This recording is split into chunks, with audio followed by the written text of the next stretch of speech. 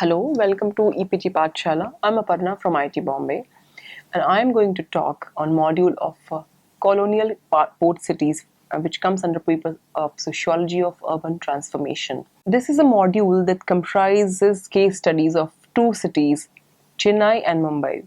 However, it is not just a tale of two metros in India. It is an insight into the methods and approach of urban studies and the possibilities therein. Chennai and Mumbai are cities undergoing transformations. These cities have several things in common.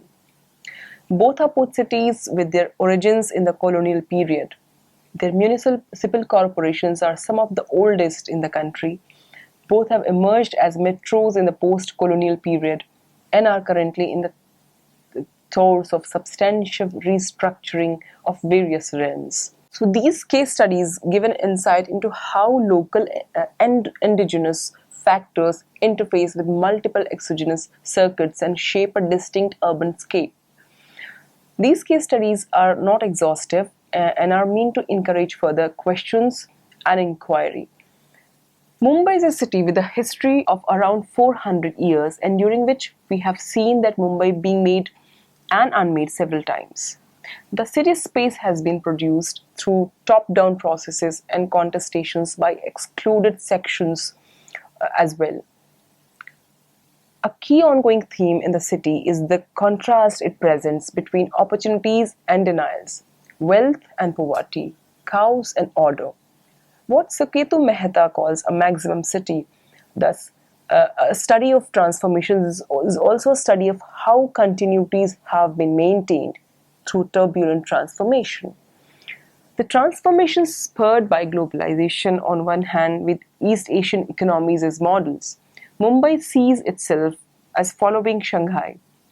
It also has experienced a stamping of regional identities in parallel with the experience of globalization through a renaming process aimed at purging of colonial identity.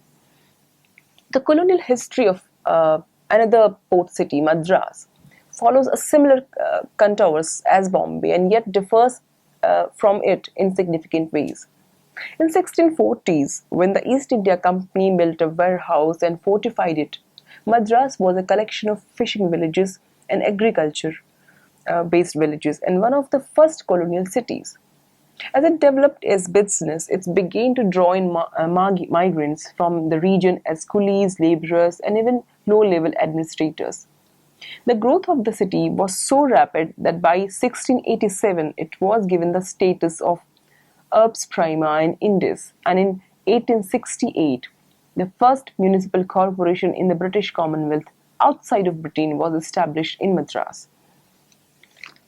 More than a century later, in case of Bombay, Bombay gradually surpassed the growth of Madras, initially with opium and then the growth of textile mills and other manufacturing industries. Madras, the initial colonial outpost, became the site of experimentation of several systems that became the backbone of the colonial Raj, such as the land survey, Western style school, banking, church, and orphanage. Colonial Mumbai. Mumbai or Bombay, as it was known then, has no pre-colonial history. It is thus a product of the colonial period. Historians differ over the extent to which the city is a colonial construct alone or evolved as an interplay of colonial processes, indigenous forces, and chance. When the East India Company rented and gradually acquired Bombay from the Portuguese in the year 1661, it was just an archipelago of 7 islands that had the potential of a natural harbor with a vast hinterland. The creation of Bombay as a viable city over a period of 150 years involved enhancing control over the region, encouraging mercantile communities and laborers from Gujarat to migrate and expanding opportunities of trade with China. By the end of the 19th century, Bombay didn't just serve as a commercial and financial junction between a vast hinterland and the capitalist world economy, but also became the locus of a major cotton textile industry that was founded and dominated by Indian entrepreneurship. The spatial form of the city was highly divided.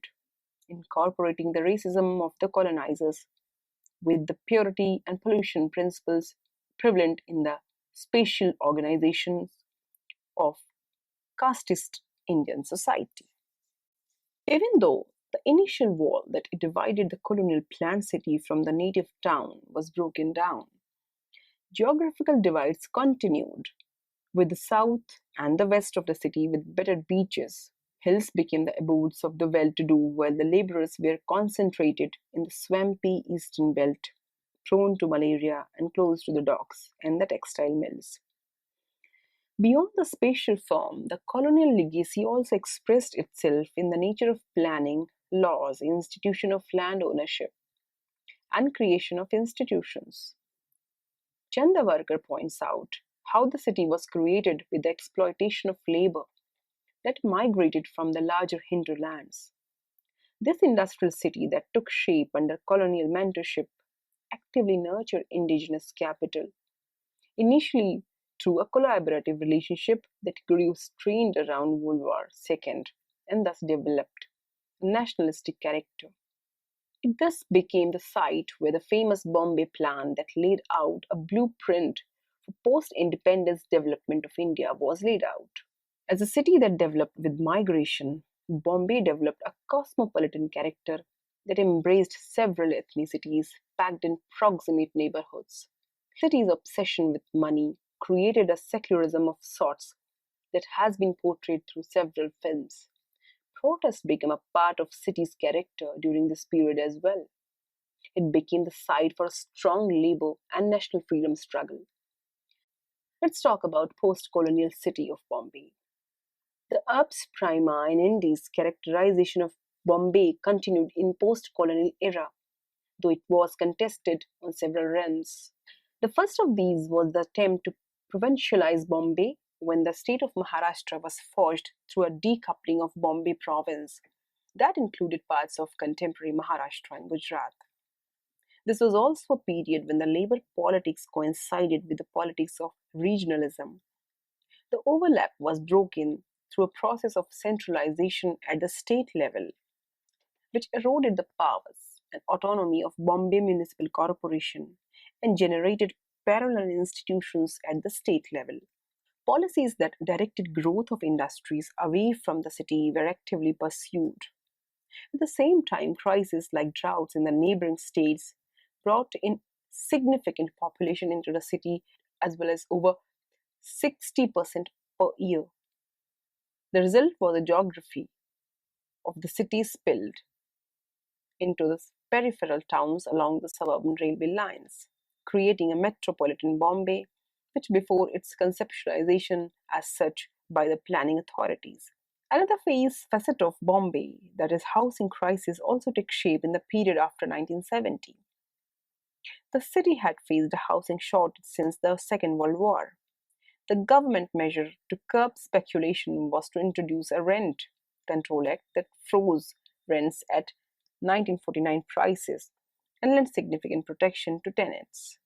In 1976, the introduction of the Urban Land Ceiling and Regulation Act by the central government further curbed real estate activity.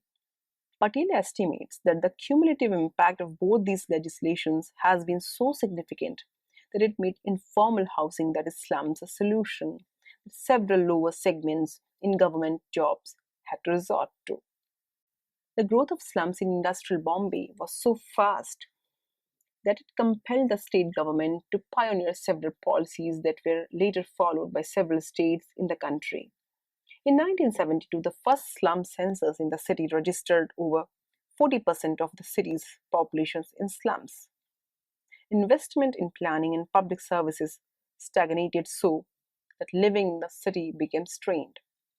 The real change, however, emerged in the 1990s when the manufacturing economy of the city began to decline, following a massive textile strike in 1982 as a catalyst. The impact of this decline was so significant that there was a fall of over 8.9% organized sector employment per year in the decade of between 1980 to 1990. By 1991, over 65% of the city's workforce was engaged in the unorganized sector. A substantive chunk of labor was always engaged in petty economic activity, but 1990 it emerged as the primary option for employment. The city still retained its cosmopolitan nature and the culture of protest, but as Appadurai comments, malignant city began to emerge from beneath the cosmopolitan ethos of the earlier period. The nadir of this malignant city was reached in 1993 when there was massive riot in the city following the destruction of the Babri Masjid in Ayodhya. Over 1,000 people were killed in the two phases of the riots. Unlike previous instances of localized episodes of communal violence, violence was sustained for a number of days and was spread through various parts of the city and especially suburbs. Hansen attributes the severity of the riots to the decline of secular working class politics and the cumulative build-up of identity politics. Indeed, the biggest gainer in the riots was the Shiva Sena, which came to power in the state in the elections immediately following the riots. One of the first acts of the new government was to change the name of the city from Bombay to Mumbai, an act filled with severe deeper resonances given the backdrop. Let's talk about Mumbai's attempt to be a world class city. The post millennium Mumbai is one that shows several contradictions.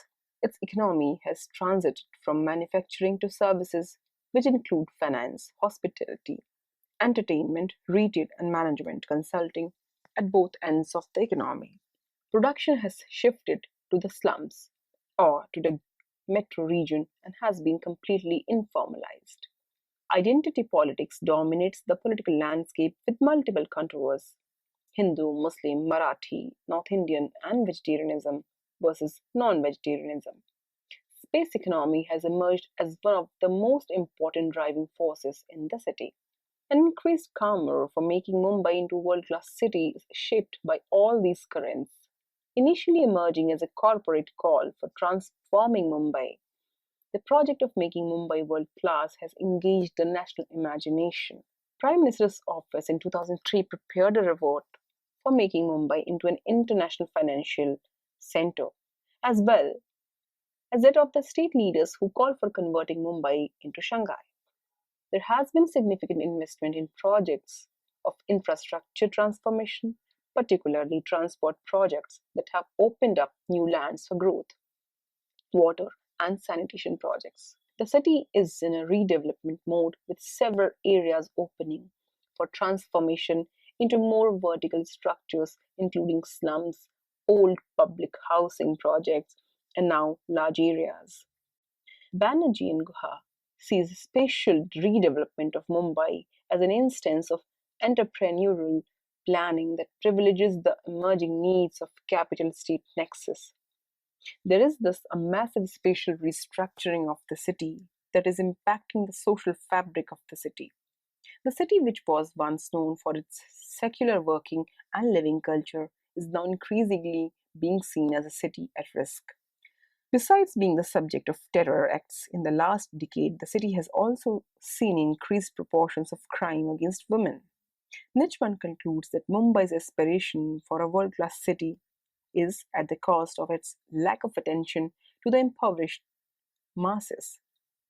Chatterjee concludes that the project of world class city in Mumbai could not materialize because of the peculiar nature of political and economic interest that encourages only jugaad urbanism rather than comprehensive development. Mumbai's aspirations for a world class city thus have shaped a city that seems to be definitely changing, but changing in parts and producing a deeply divided city as an outcome. Let's talk about another colonial port city of Chennai. The colonial history of Madras followed similar contours as Bombay and yet differs in significant ways. In 1640s, when the East India Company built a warehouse and fortified it, Madras was a collection of fishing villages and agricultural-based villages and one of the first colonial cities. As it developed its business, it began to draw in hundreds of migrants from the region as coolies, laborers, and even low-level administrators. The development of Fort St. George, that is the British town, and the Chennapatnam named after the patron who was asked by the British to bring in his men, is a parallel development. The growth of the city was so rapid that by 1687 was given the status of urbs prima in Indies, and in 1868 the first municipal corporation in the British Commonwealth outside of Britain was established in Madras. More than a century later, Bombay gradually surpassed the growth of Madras, with opium initially, and then the growth of textile mills and other manufacturing. Madras, the initial colonial outpost, became the site of experimentation of several systems that became the backbone of the colonial Raj, such as the land survey, Western style school, banking, church, and orphanage. However, it did not obtain the economic dynamic linked to manufacturing in Bombay or Calcutta, and its spatial form retained a semi-rural ambience. The real difference between Bombay and Chennai, however, developed in the post-colonial period. Let's talk about post-coloniality. The post-colonial period brought in a strong wave of regionalism in several states that impacted both Bombay and Madras. The reorganization of seats along linguistic lines created an inflammatory parochialism in conflict with the nationalist ideal. Madras bore this with a much stronger intensity under the political regime of the DMK, which swept to power in 1967. The state of Tamil Nadu and Madras have since been ruled by one or the other version of Dravidian parties since then. The Dravidian movement, with an ambition of setting up an independent Dravidian Naidu, sought to oppose four rebels: Brahmanism, Hindi, religion, and casteism, all seem to be emerging from the north.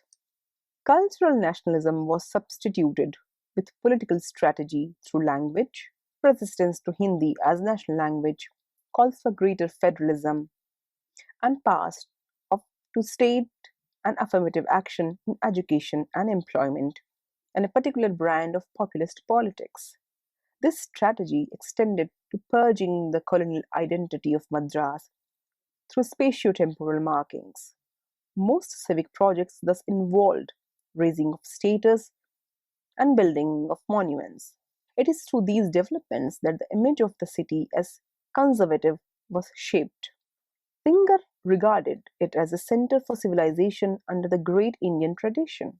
The strong influence of films, the link between films and politics, the numerous shrines in the city, the strong vegetarianism, and the presence of old fashioned values to conclude that Madras air beneath the new orders of the Channel and Pesto is still soaked in culture and old traditions.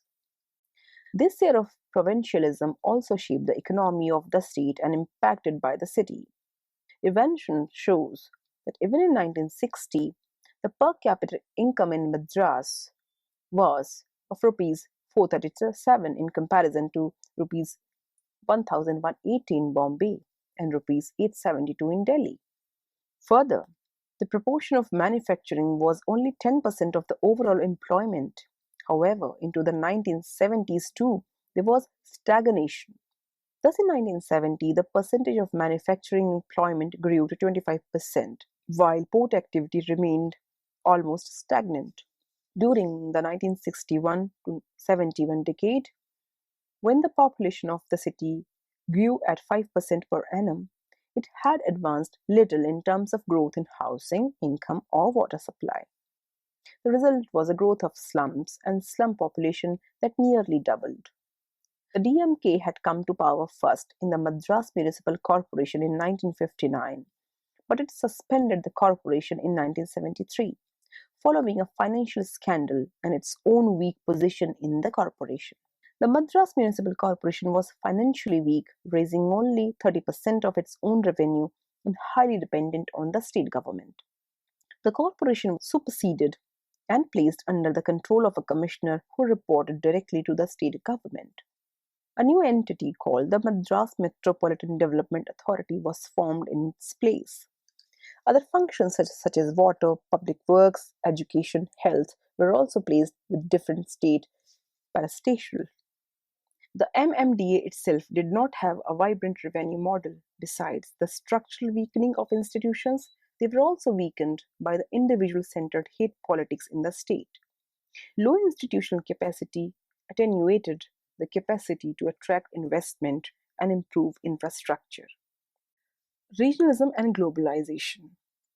Dravidian politics that tied the Madras state and conversely the city to populist politics took a complete turn with the advent of neoliberal reforms in the country.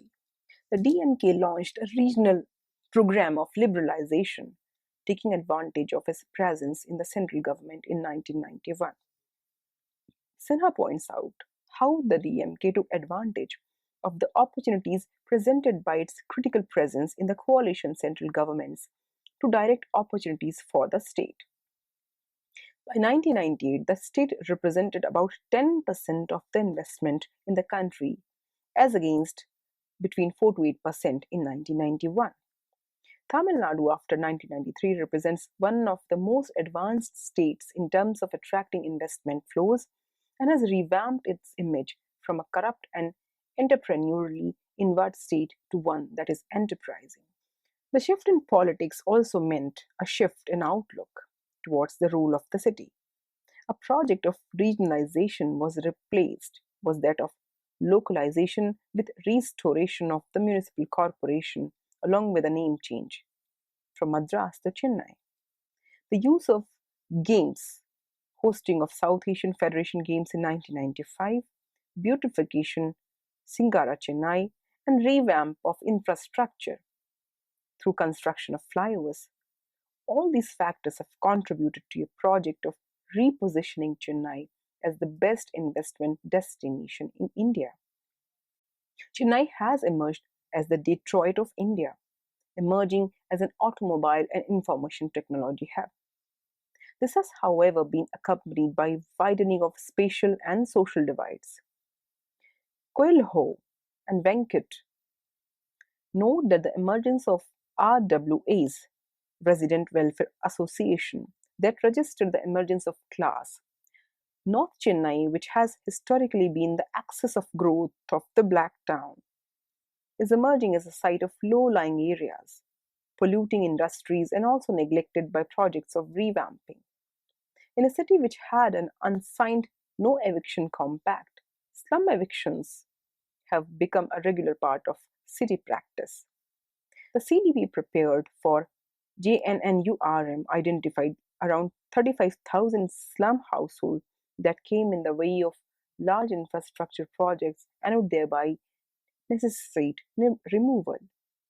Large resettlement colonies like Kannagi Nagar, Perumbakam have emerged in the city, bringing in issues of concentrated poverty, uncertainty around livelihoods. Let us compare the development of both the cities. The colonial Mumbai and Chennai excluded the region. The region asserted itself upon these cities in the post-colonial period. However, this accession of the region meant a curb on the growth of the city and its infrastructure. Current efforts at rescaling link the local to the national and the local to the global. One may ask, what are the implications of this jumping of scales? What would this mean for the development of regions outside the metropoles? And can a city be part of multiple circuits of capital, of labor, of ecological footprint, and of migration? Moreover, is Mumbai a world city? Is Chennai the one? As colonial creations, weren't both the cities always part of international circuits of capital? And are there prerequisites for cities to be part of these global circuits of capital? Why and how is the concept of world class deployed in recent times to forge developments of a certain kind? And what does the adoption of Asian role models like Shanghai and Singapore for growth indicate about current world dynamics? Land and geography have historically played a critical role in the development of cities. It is no accident that Bombay and Madras which are both colonial creations, are located on the coast. The geography also endows a city with particular advantages and disadvantages with respect to land, water, and a particular risk of natural disasters. Mumbai constantly faces problems, landmass that constrains its ability to expand while endowing it with abundant water. Chennai has no constraints of geographical expansion. However, as its natural habitat of lakes and ponds has disappeared, water scarcity has become a common feature. How have these factors shaped the nature of issues in these cities? And to what extent can Mumbai's housing problem be attributed to its limited land? To what extent can Chennai's lack of manufacturing be attributed to its geographical location and natural features? The name of both the cities have been changed in the late 20th century. Changing the name of cities linked to the emerging urban transformation and is part of a larger trend of several state governments doing the same ostensibly to get rid of a colonial legacy. Aurobindo points out that the communist government in Kerala first set the trend when they changed the name of the capital city Trivandrum to Thiruvananthapuram in 1991. The decision to rename Bombay as Mumbai was taken by the right-wing Shiv Sena as soon as it captured state power in 1995 in alliance with the BJP. The DMK government in Tamil Nadu followed suit in 1996. So are these ostensibly similar acts similar in their significance? Why is change in nomenclature so significant? So what we see that the relationships between states and capital are changing in contemporary times. Madras and Bombay had no prior history as cities before the colonial state developed them as cities. What processes were involved in the creation of these cities? Can these cities be seen merely as colonial constructs? How did they partner with indigenous capital? In the post-colonial period, did the relationship between the state and capital change? How, more critically, what is the emergent relationship between state and capital? Let us also compare the development of both the cities. Undoubtedly, both the cities are currently undergoing significant spatial restructuring. The design of Indian cities as it emerged in the post-colonial period involved a tight enmeshing of social and spatial fabrics wherein the poor as well as the middle classes lived in dense proximate localities. This ensured proximity to livelihoods and some access to public services. The current round of restructuring is evidently impacting this fabric. Prospects of subaltern transformations, which is a key question that emerges in the context of transformations, is the possibility of transformations of the city towards justice, equity, and sustainability. Mumbai in particular, and Chennai to a certain extent, has been historically characterized by strong labor and slum dweller movements, but which existed in distinct spheres. But currently these movements are interfacing but do not seem to have a strong public face. So let us summarize what we have learned, and also let us summarize what questions have emerged through the discussion of these two port cities of Bombay, which is Mumbai, and Madras, which is Chennai. On studying cities and their transformations, the questions that have emerged are: how does one study a city? What lens does one use? Like economy, demography, space society, politics, governance, structure, and culture. Does one focus on a sector, housing, education, health, sanitation, infrastructure? Or would findings across these sectors be similar? Or would they have key differences due to their technical character? How does one grasp the interaction between the materiality and non-tangible dimensions of life in the city? And from whose perspective, what does transformation of a city mean? Transformation of any of the above realms of their interconnectedness. Thank you.